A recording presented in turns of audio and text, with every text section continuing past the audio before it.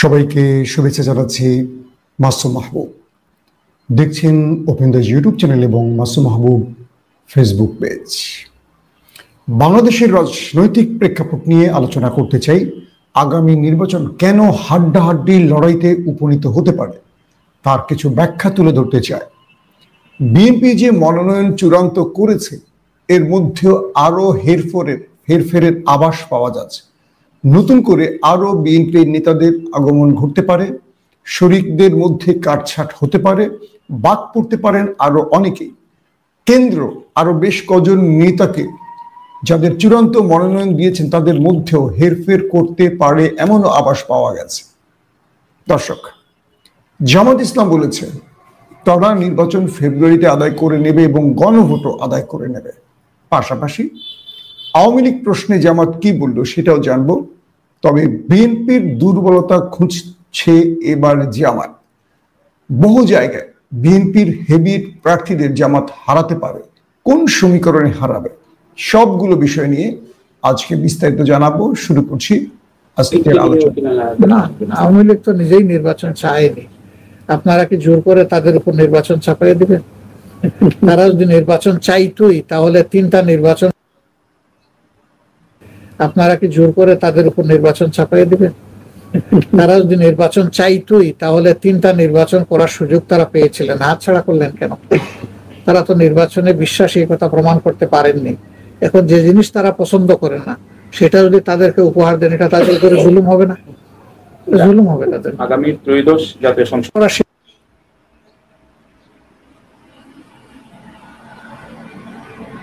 সেই নীতিতেই আমরা আগাচ্ছি। এবং শুধু ইসলামী দল না, এখানে ইসলামী দলের পাশাপাশি দেশপ্রেমিক প্রতিশ্রুতিশীল আরো যারা আছেন তারাও ইতিমধ্যে সংযুক্ত হচ্ছেন এবং আরো আপনারা দেখতে পাবেন সংযুক্ত হবে ইনশাল্লাহ।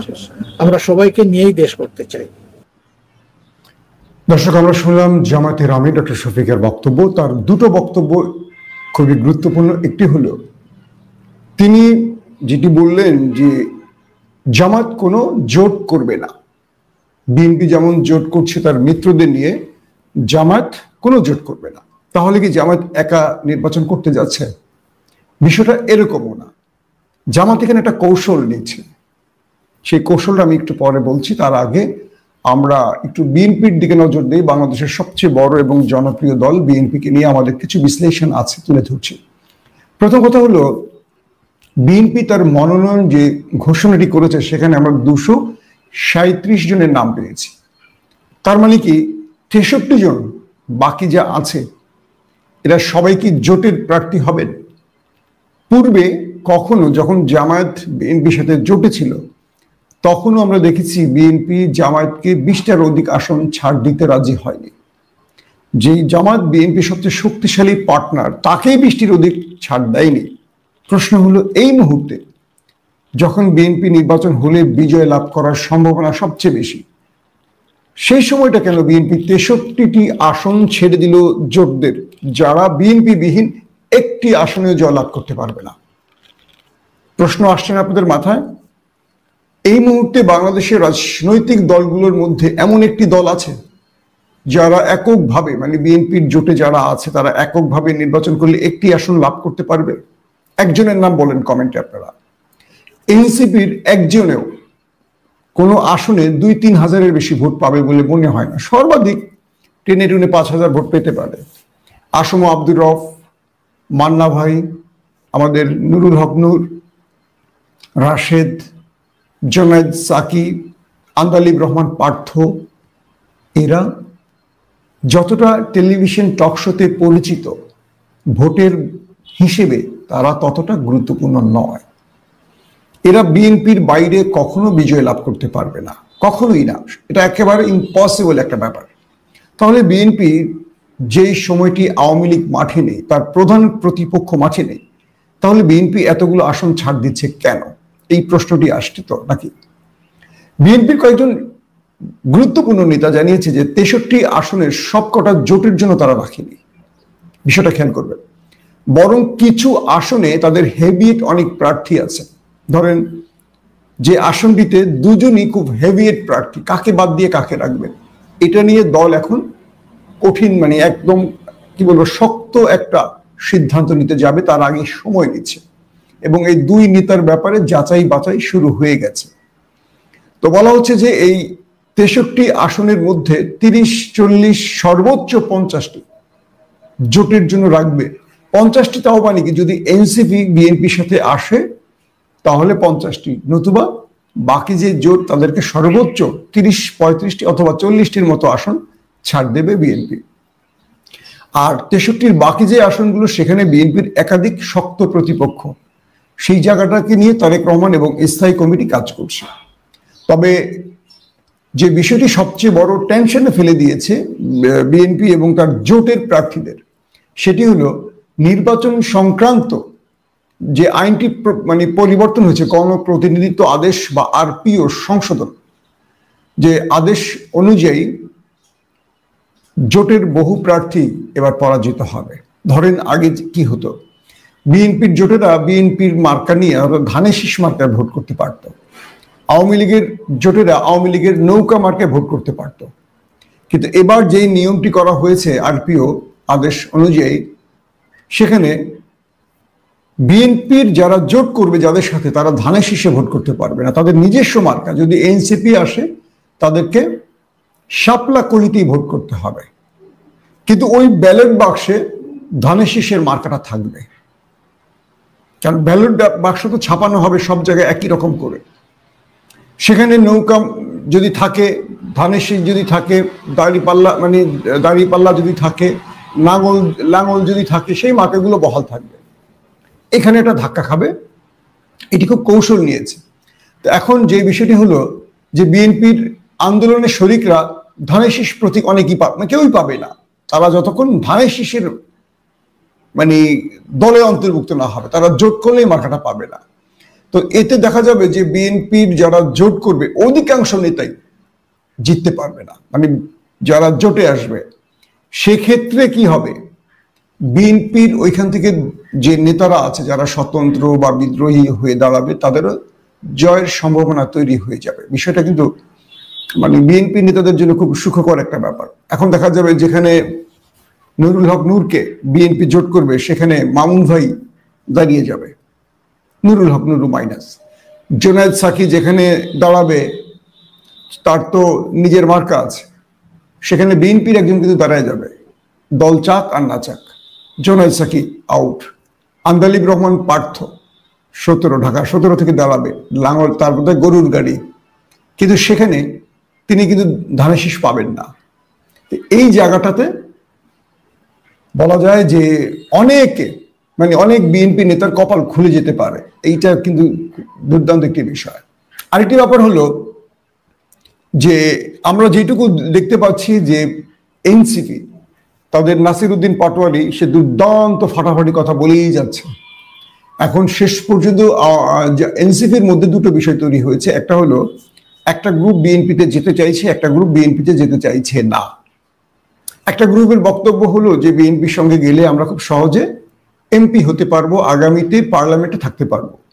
আরেকটা গ্রুপ বলছে যে এই আরপিও সংশোধনের মাধ্যমে বিএনপিতে গেলাম, তাহলে বিএনপির মার্কাও পেলাম না, যদি আমরা পরাজিত হই আমাদের রাজনীতি শেষ।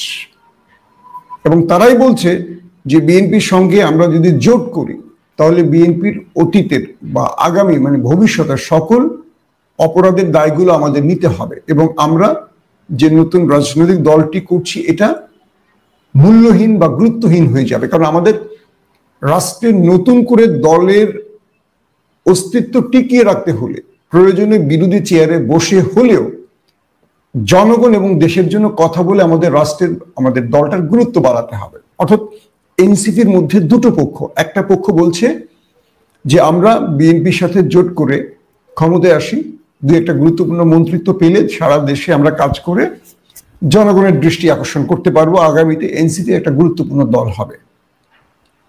সেই দলটির ভেতর থেকে আবার বলা হচ্ছে যে আমরা বিগত 15-16 মাসের মতো আমরা 3 জন উপদেষ্টা মানে মন্ত্রী আমরা পার্লামেন্টে রেখেছিলাম, পার্লামেন্ট মানে সরকারে রেখেছি, অন্তর্বর্তীকালীন সরকারে, আসিফ, নাহিদ, মাহফুজ।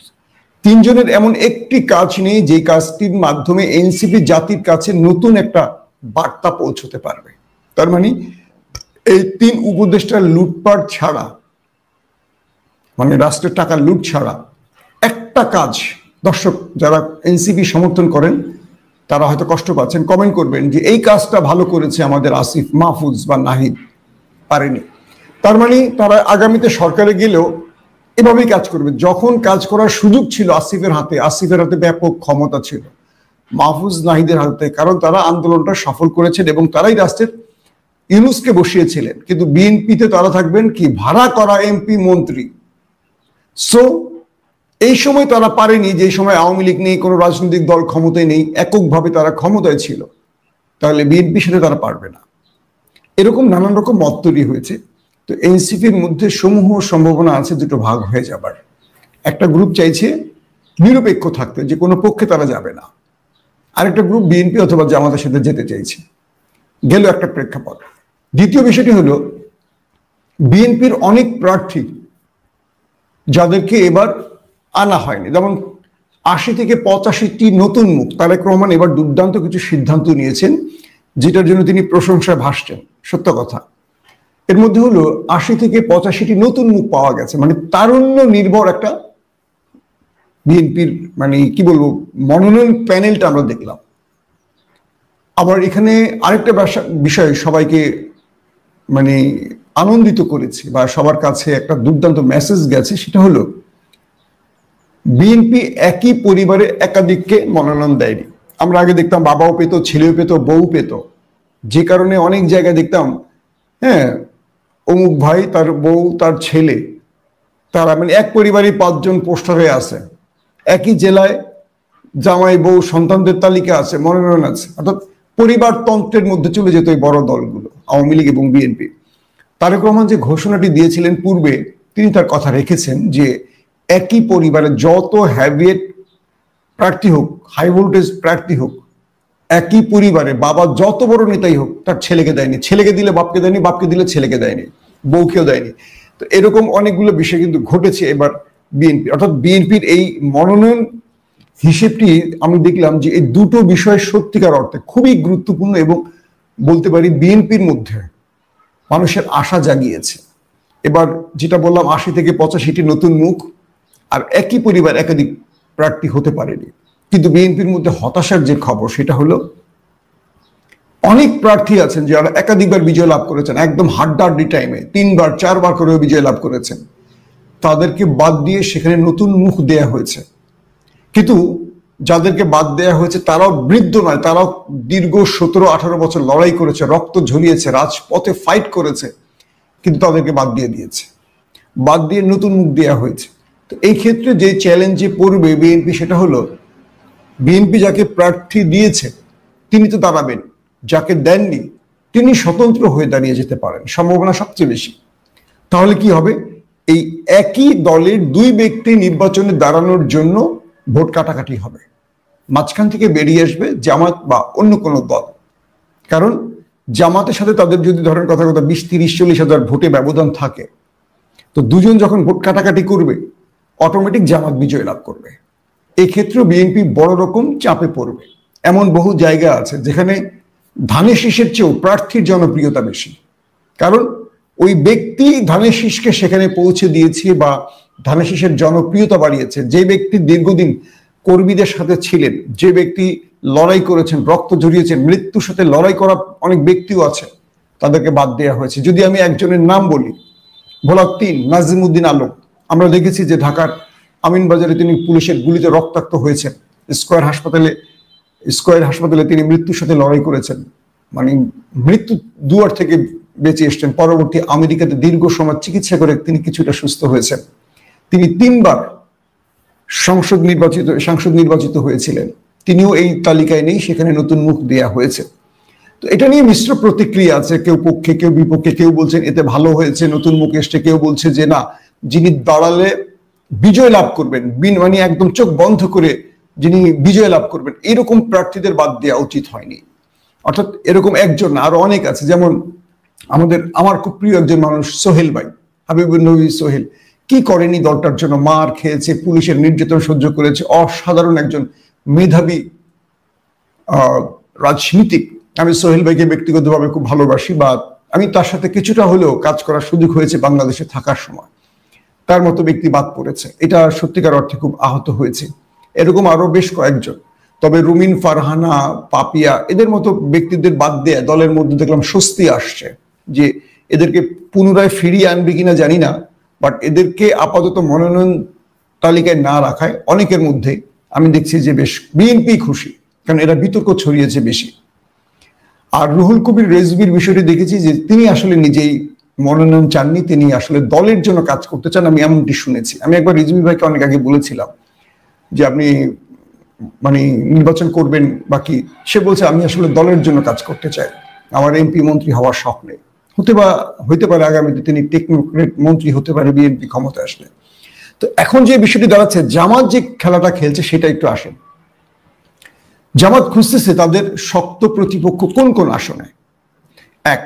2 নম্বর, এবার যে মনোনয়ন দেওয়া হয়েছে অনেক বললাম না গুরুত্বপূর্ণ ব্যক্তি বাদ পড়েছে, আবার অনেক টাকার মাধ্যমে কেন যেন মনে হচ্ছে যে টিকে গেছে টাকা, যেমন চট্টগ্রামের আসলাম বাদ গেছে, উনি দলের জন্য খুব নিবেদিত লোক ছিলেন, আমরা শুনতে পাচ্ছি গণমাধ্যমের সূত্রে। আবার এরকম অনেকগুলো আসন, আমি তালিকা ধরে বলতে চাই না, যে আসনগুলোতে বিএনপি প্রার্থীদের জনপ্রিয়তা ছিল সর্বাধিক, কিন্তু হাইকমান্ড তাকে দেয়নি। কেন দেয়নি জানি না, দিয়েছে এমন প্রার্থীকে যিনি এলাকায় জনপ্রিয় না। এই প্রার্থীগুলো পরাজিত হওয়ার সম্ভাবনা আছে। সম্ভাবনা মানে কি, ধরে নিতে পারেন যদি ফেয়ার ইলেকশন হয়, বিএনপি অনেক জায়গায় তাদের এই ভুল মনোনয়নের জন্য পরাজিত হবে জামাতের কাছে। এখন বলবেন যে জামাত এত বড় দল নয়, একটা হিসেব আমি আপনাদেরকে বলে দিচ্ছি, জামাতকে আমিও বড় দল মনে করতাম না, কিন্তু 4টা বিশ্ববিদ্যালয়ের বিজয়ের পর আমার কাছে মনে হচ্ছে বাংলাদেশের রাজনীতিতে একটা বড় রকম পরিবর্তন আসতে যাচ্ছে।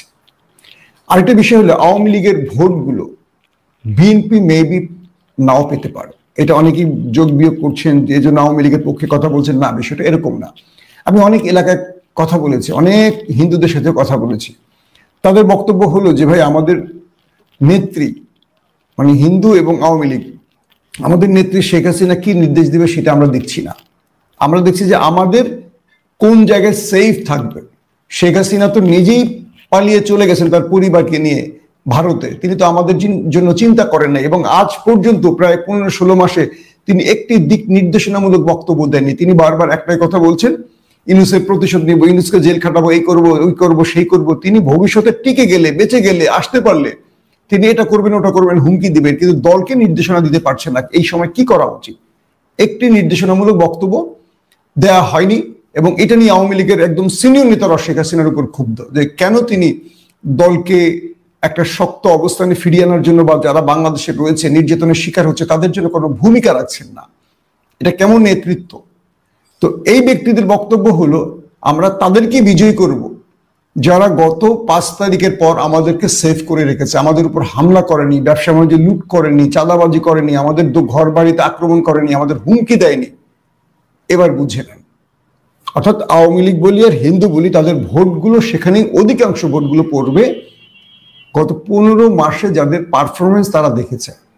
এখন কোন এলাকা চাঁদাবাজি হয়েছে, কোন এলাকায় দখলদারিত্ব হয়েছে কম বেশি আপনারা বোঝেন, কারা করেছে সেটাও বুঝতে পারছেন। তো সবকিছু মিলে বিএনপির অনেকগুলো ভোট প্লাস হয়ে যাবে এবার, কি বলে জামাতের। আর বিএনপি সবচেয়ে বড় অসুবিধায় পড়বে তার পূর্বের মানে গত 15 মাসের পারফরমেন্স এবং কিছু ভুল মনোনয়ন দেয়ার নিয়ে। লন্ডন সূত্রগুলো কয়েকটা বলছে যে তারেক রহমান সিগনিফিকেন্ট কয়েকজন ব্যক্তির ব্যাপারে তিনি গ্রিন সিগন্যাল দিয়েছেন, তবে অনেক ক্ষেত্রে স্থায়ী কমিটি প্রার্থী অদল বদল করেছে। আমি জানি না কতটুকু সত্য, কিন্তু লন্ডনের আমাদের যে অফিস বা আমাদের যে বেল্ট সেখান থেকে আমি যে তথ্য পেয়েছি যে কয়েকজনের ব্যাপারে তারেক রহমান ইয়েস নো কিছুই বলেনি, সেটা স্থায়ী কমিটির ডিসিশন নিয়েছে, সেখানে দেখা গেছে অনেকে ভুলভাল ঢুকে গেছে। তবে জামাতের মূল চ্যালেঞ্জটা হবে বিএনপির সাথে এবার, যে তারা অনেক জায়গায় যৌথ বিএনপি পাবে, দ্বৈত বিএনপি পাবে, একই আসনে 2-3জন বিএনপি দাঁড়িয়ে যাবে, আর এই আসনগুলোই টার্গেট হবে জামাতের। আর জামাত জোট করবে না, কিন্তু জামাত একটা নতুন রাজনীতি শুরু করবে। সেটা কি? একটি ভোটের বাক্স তারা তৈরি করবে, যেটি আজকে জামাতের আমির বললেন, আমি কিছুক্ষণ আগে আপনাদের ভিডিও দেখালাম। অর্থাৎ জামাতের মধ্যে আরো অনেকগুলো শরিক আসবে এবং একটি ভোটের বাক্স হবে, সেখানে তারা জোট করে ধানের শীষের মতো যে আরপিও সংশোধনীতে যেটা হয়েছে এই খেলা থেকে তারা নিজেকে একটা নতুন কৌশলে খেলতে চায়। তারা এটাকে জোট বলবে না, তারা বলবে একটি ইসলামী দলের ভোটের বাক্স। বিষয়টা কি বুঝতে পেরেছি? তো তারা এই প্রেক্ষাপটে আগাচ্ছে জামাত, এবং তারা সমমনা 8টি দলের সাথে আরো অনেকগুলো প্রগতিশীল দলকেও পেতে পারে এমন আভাসও ডক্টর শফিক দিয়েছেন। তো সবকিছু মিলে আগামী নির্বাচনে বিএনপির খুব কঠিন একটা মুহূর্ত আসবে, কারণ বিএনপি ক্ষমতায় আসার দল, জামাত ক্ষমতায় আসার মতো দল নয়, কিন্তু মিরাকেল কিছু ঘটতে পারে, আর এই ঘটতে পারবে বিএনপির দুর্বলতার জায়গা ধরে। বিএনপি কতটুকু জামাতকে মোকাবেলা করতে পারে। ইতিমধ্যে এই সরকার আসার পর ভোট হয়েছে শুধু বিশ্ববিদ্যালয়গুলোতে, এবং আমরা দেখলাম নিরপেক্ষ ভোট হলে রেজাল্ট এলোমেলো হয়ে যেতে পারে। পাশাপাশি সেনাবাহিনীকে এবার ম্যাজিস্ট্রেসি পাওয়ার দিয়ে সম্পূর্ণ ক্ষমতা দিয়ে মাঠে রাখা হবে। বিএনপি যদি মনে করে যে তারা কেন্দ্র দখল করবে, এই সুযোগটি হবে না। বিএনপিকে যে কোনোভাবে জিততে হলে ভোটারদের কাছে যেতে হবে, অনেক সমীকরণ করে বিএনপিকে জিততে হবে। এখন বিএনপির সামনে আগামী দিনগুলো খুবই গুরুত্বপূর্ণ। তারা জনগণকে যে আস্থায় নিতে হবে, এটা বিকল্প কিছু নেই। কারণ তফসিল ঘোষণার পর বিএনপি একটা ভয়াবহ দিন দেখবে, সেটা হলো একই আসনে বিদ্রোহী স্বতন্ত্র বহু প্রার্থী দাঁড়িয়ে যাওয়ার সম্ভাবনা আছে। এটা বিএনপি মোকাবেলা করতে পারবে না, কারণ মনোনয়নের পর সারা দেশে যা কিছু হয়েছে এটা হলো একটা টেজার, কিন্তু মূল খেলাটা শুরু হবে তফসিল ঘোষণার পর। যখন মনোনয়ন বাছাই টাছাই শুরু হবে, তখন দেখা যাবে বিএনপির যদি 250 আসনে বিএনপি ইলেকশন করে, এই 250 আসনের অনেকগুলো আসনে স্বতন্ত্র বা বিদ্রোহীরা থাকবে। এটা মোকাবেলা করা বিএনপির জন্য সবচেয়ে কঠিন কাজ হবে। বিদায় নিচ্ছি দর্শক, প্রত্যেকে ভালো থাকবেন। আল্লাহ হাফেজ।